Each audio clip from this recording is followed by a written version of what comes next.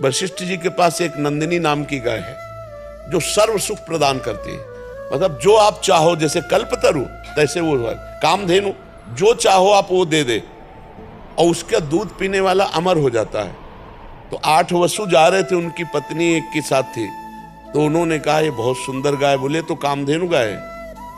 कामधेनु की महिमा बताई तो प्रलोभित हो गई और उसने कहा मृत्यु लोक में मेरी एक सखी है, इस गाय का अपहरण कर लो, इसका दूध पिलाएंगे तो अमर हो जाएगी। वो गाय अपहरण कर ली। थोड़ी देर में वशिष्ठ जी आए, वशिष्ठ जी देखा गाय नहीं, ध्यान के द्वारा देखा तो अष्टवसु लिए जा रहे, वहीं प्रकट हो गए और कहा तुम नीच कर्म किए, देवताओं से भी श्रेष्ठ वसु होकर के एक ब्रह्म ऋषि की गाय चुराई, जाओ तुम मृत्यु लोक को प्राप्त हो।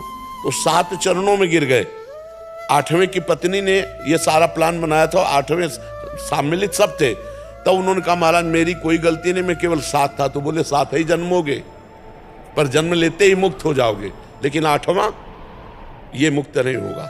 तो उनका प्रभु वसु से हमको मनुष्य लोक में जन्म लेने का शाप दिलाया इसने, तो मुझे मृत्यु लोक में स्त्री प्राप्त ना हो। तो उनका एवं मस्त ऐसा ही हो। तो देखो 7 जन्मते गंगा जी ने मार दिया, गंगा जी के जल में फेंक करके। और 8वें भीष्म पितामह, और कहा था कि मुझे पत्नी न मिले तो आजीवन ब्रह्मचारी। सब विधान भगवान का पहले से होता है, हम लोगों के कर्मों का जाल बिछा हुआ है। इस कर्म जाल को अगर काटना है तो भगवान का स्मरण करते हुए इतना महान हम भजन करें कि हमारे सारे कर्म विध्वंस हो जाएं और भगवत प्राप्त हो जाए।